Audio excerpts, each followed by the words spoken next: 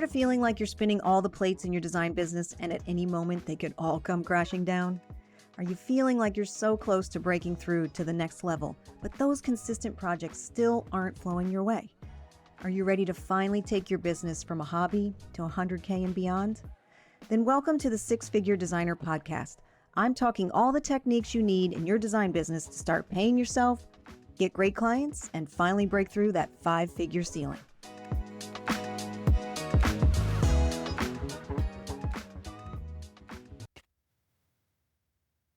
Hey everyone. Thanks for joining me today. I'm Pam Durkin. I'm so glad to have you here hanging out with me today on the podcast. Today I'm going to give you a little behind the scenes on what we work on in the Luxury Client Academy, which is my 9-month coaching experience. I thought it might really help you to see what kind of work we do in there. And then, maybe you can relate to the situation that a designer's having in there right now. And this is where I help you triple your profits so that you have measurable results. That is what the Luxury Client Academy is all about. We are all about getting it done and moving your business forward. So we track your progress throughout the entire program, and I help you close more business. That's why I'm called the closing coach for interior designers, because I help you close more business. And in the beginning, when you're in the program, when you're in the Luxury Client Academy, I not only dive into the details of your business, things like what kind of projects are you taking on, how much profit are you making, what does that ideal project look like, what are all those things? And not only that, then we go through where your leads are coming from, where your opportunities are coming from, and really dive into what's really working in your business and what's not. Because I know so many of you are just trying so many different things in the hopes that something works, but you're really not even tracking to see if it's really working or not. So again, tracking is like a big, big part of that program so that we can see and you can see over the time what's happened, how far you've come. I think even in the last episode, we never take any time to really appreciate how far we've come.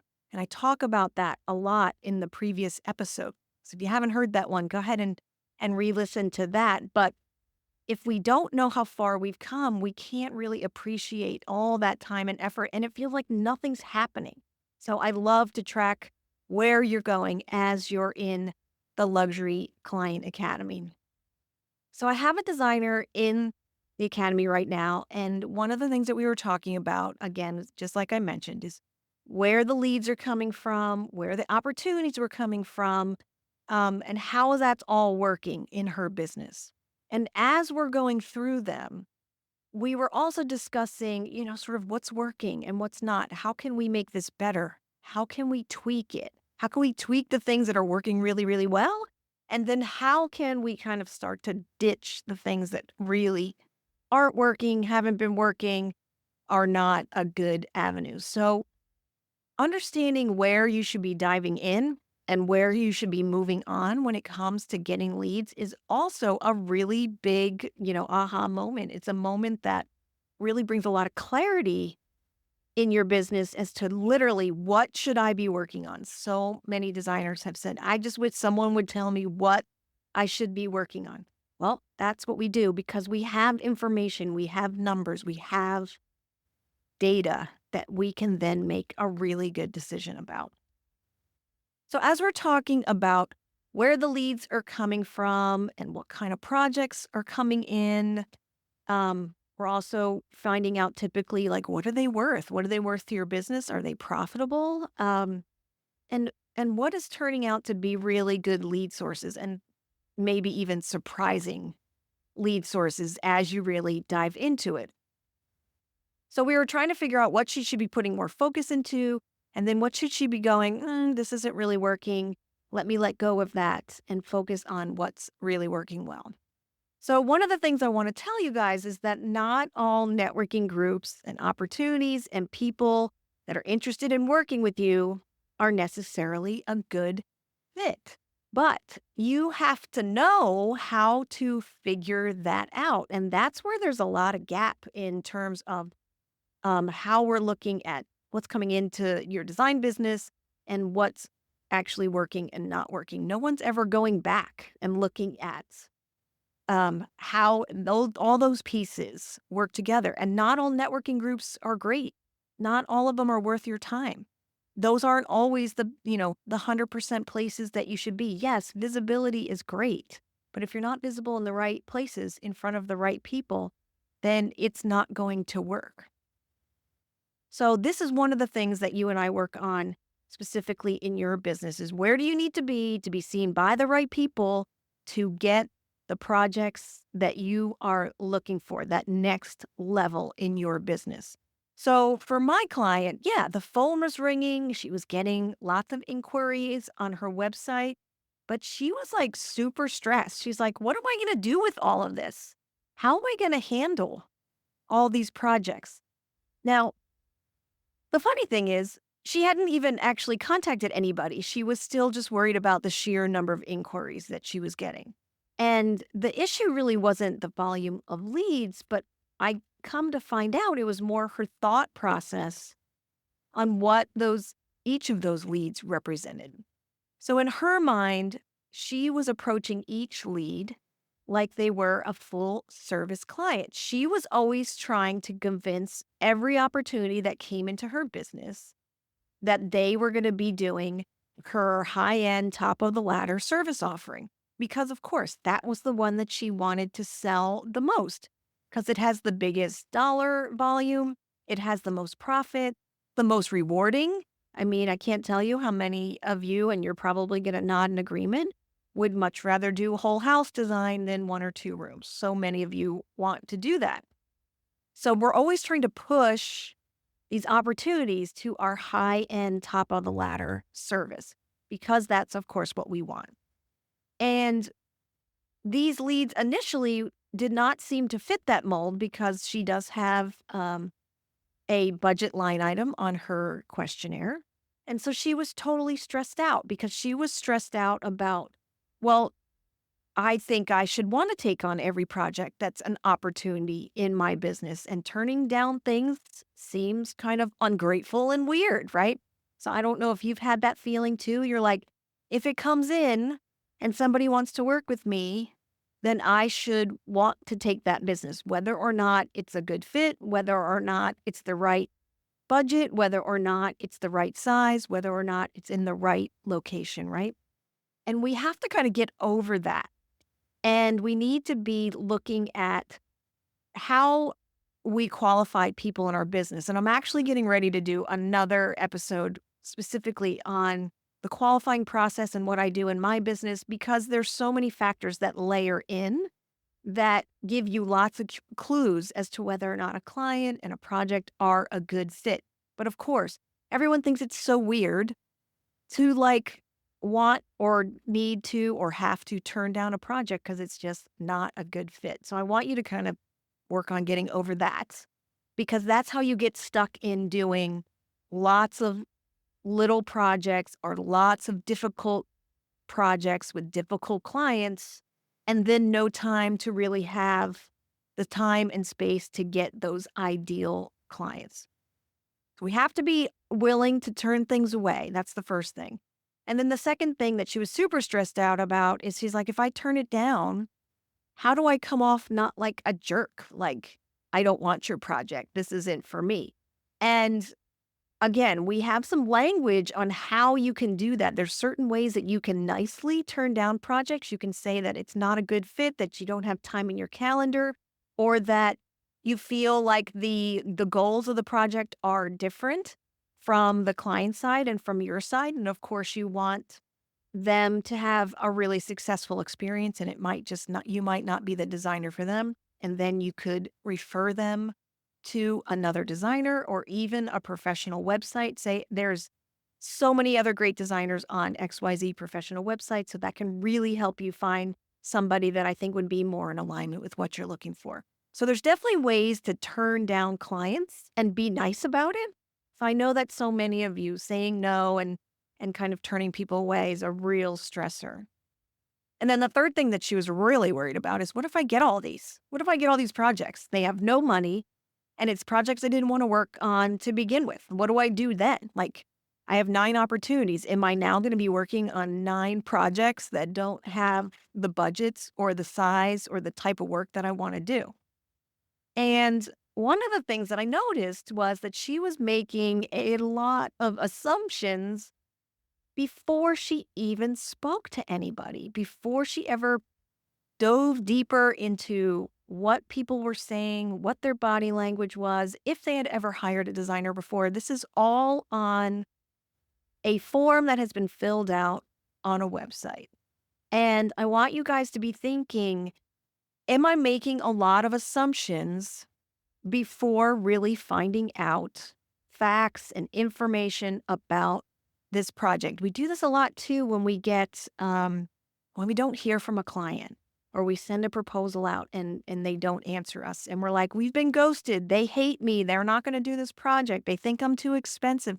We start coming up with all kinds of crazy stories as to what is happening in their lives, in their heads. And I'm going to tell you, 9 times out of 10, it really has nothing to do with you. Maybe somebody went into the hospital. Maybe they went on vacation. Maybe they forgot about it. Maybe your information went into spam. There's so many other reasons. And we always go to the worst assumption that it has to do with you and that you've done something wrong. So same situation here.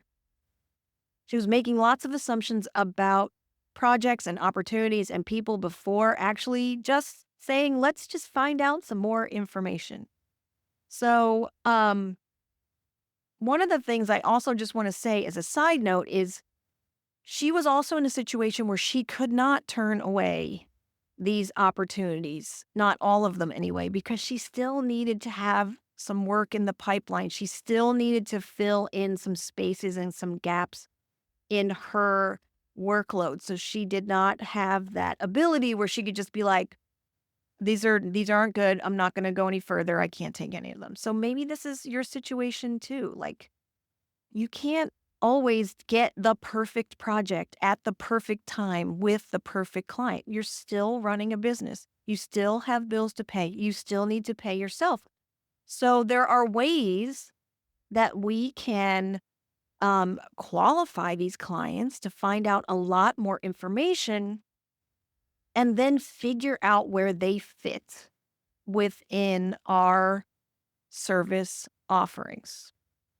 So instead of her taking the information they had provided her and then reaching out and starting that conversation and getting more information and diving deeper, she was just making lots of assumptions and honestly just making herself so crazy and so worried about things that we didn't even know were even an issue yet because none of that work had been done. And I did just recently this week speak to another designer who said, I only offer one service. I've learned the hard way. This is the one thing that we do. We only offer this high-end service at the top of our service ladder, and this is how we do it. And you know what? That's awesome. If you can do that in your business because you are confident in how much work coming your way, you know what your pipeline looks like, and everything looks hunky-dory and everything's good, God love you.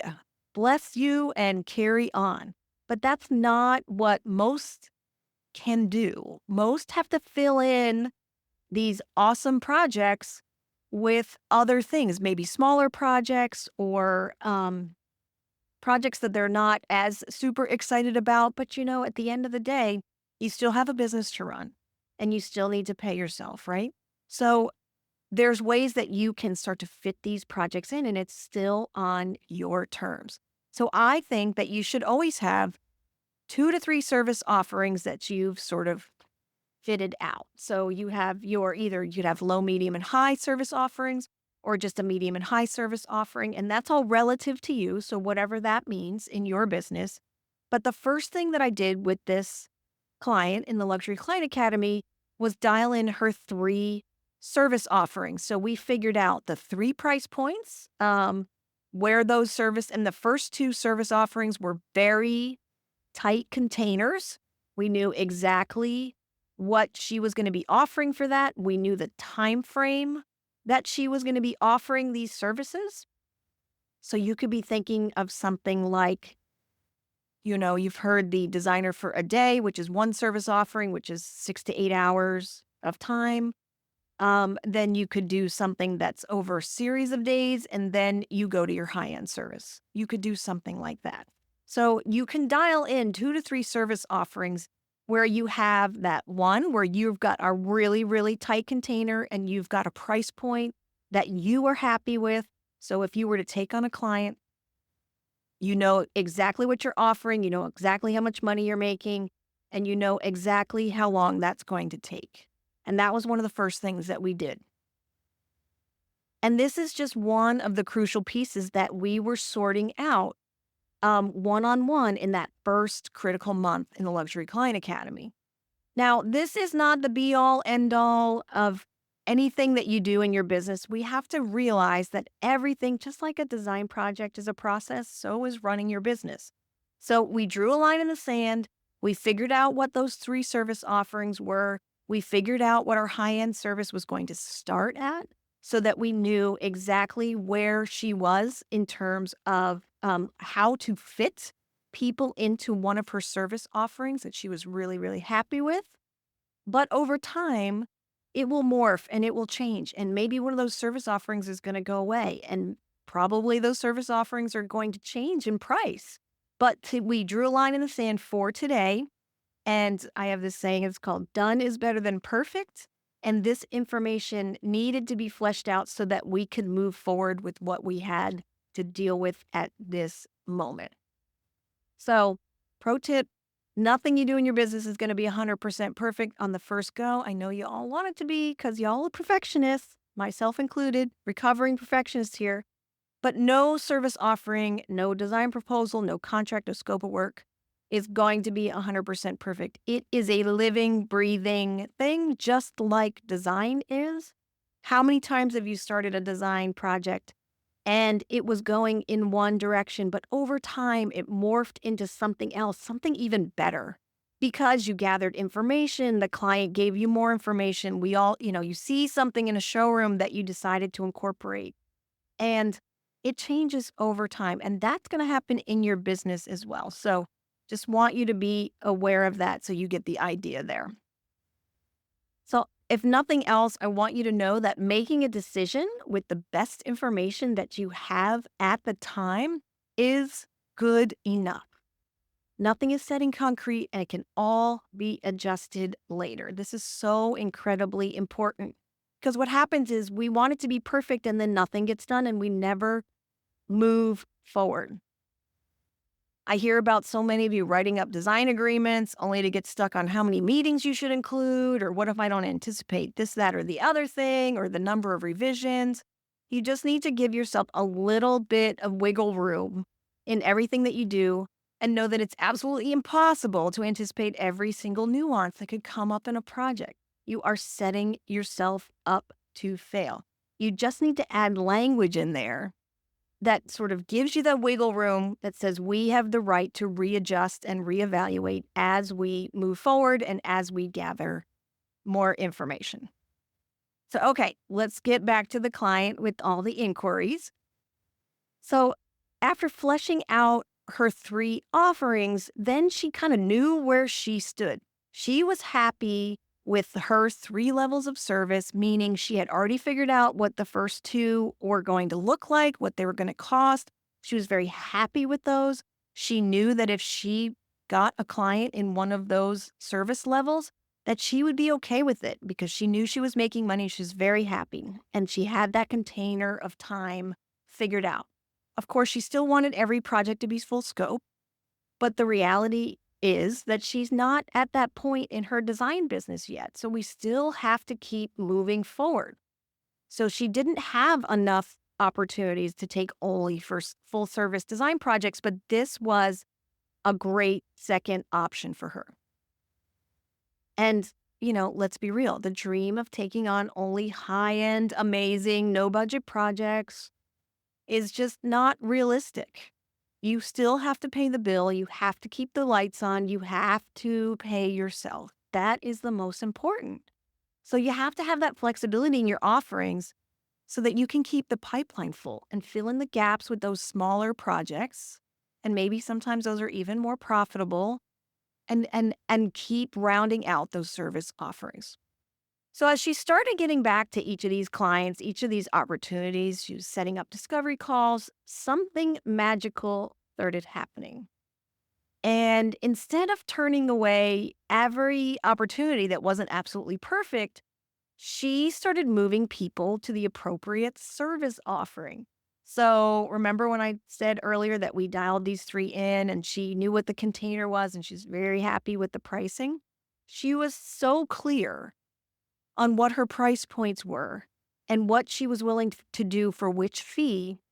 It just became so much easier for her. So a lot of the people that she was talking to wanted full service, but didn't have the budget for full service. I mean, like, if you could get a full service, design job for the cost of half, wouldn't you do it? Of course, everybody would do it. But it just wasn't realistic. It wasn't profitable. It wasn't what she wanted to do. So what we did is they just didn't know what they didn't know. So that's okay, because she was helping educate them on what she could offer them for what price point, or, in her higher level service, she knows where that starts, and direct them to the appropriate service. Here's the thing. Now you can help people as you need to, but it's on your terms. So you're feeling really good about what you can offer them. And this is how I had her word it. My full service design offers, are X, Y, and Z, and typically the budgets for that starts at this. I see you filled out my website form and you have X dollars to spend. I think you'd be a perfect candidate for this service. So let's talk about that a little further so I can help you the best way that I can that also works for you. So did the light bulb go off for you too? It's like, do you see how she was confidently knew exactly where somebody would fit based on what was going on in their conversations and where they were in their budget discussions? And she could then start crafting the conversation, moving them to the most appropriate service that she had. This was so huge. This was such a big shift for her, was that confidence to know exactly where to put them. And if she put them in the place that she thought they should go, and they weren't willing to deal with it in that way, like they did not want to be in that situation. They didn't want to go to that container service, but still wanted the one-on-one. It was so easy for her to be like, hey, it doesn't look like we're going to be a good fit for each other because here's my service offerings. Here's where I think you fit. And if you have, this is what your budget is at the moment as we're talking. This is the service that I can offer for that. And if that didn't work, then it's okay. Then it was okay to be like, hey, we're not a good fit. And that's okay. So they understood right away which service would meet their needs and which one would work for her as well. And by the way, we had already determined her financial goal for the next 9 months, which we would do for you as well if you're in the academy. And she knows how many of each of these service offerings she needs to have, she needs to bring into her business in order to meet that goal. And we made it very realistic. She's so excited to understand I need so many of my middle service, so many of my high-end service, because I know my numbers now. And it's so easy for her because everything's so well-defined. And it's got that great container. And she's so happy because she already knows that it's profitable. And then she had a second aha moment. As she was conducting these interviews, she started to realize something. She knew where these leads were coming from. And while they had, come through her website, she actually knew that they had originated from a Facebook group. And her and I had been talking about this in the beginning about the Facebook group and where all these leads were coming from. And she was like, this is my best source of leads. And this is a great these are where I get all that great quantity of leads. And she was starting to realize that, it's quality over quantity. A fair percentage of those leads coming from that Facebook group didn't have the inclination or the budget to even engage her in her lower service offering. This was a reality check that maybe this great source of leads that she was so excited about because she was getting so many of them, that quantity maybe wasn't really that great after all. So in our in-depth business audit, she was talking about these leads and how great they were because there were so many coming in. But now she said, oh, second light bulb moment, these leads aren't so great after all, and they're becoming distracting.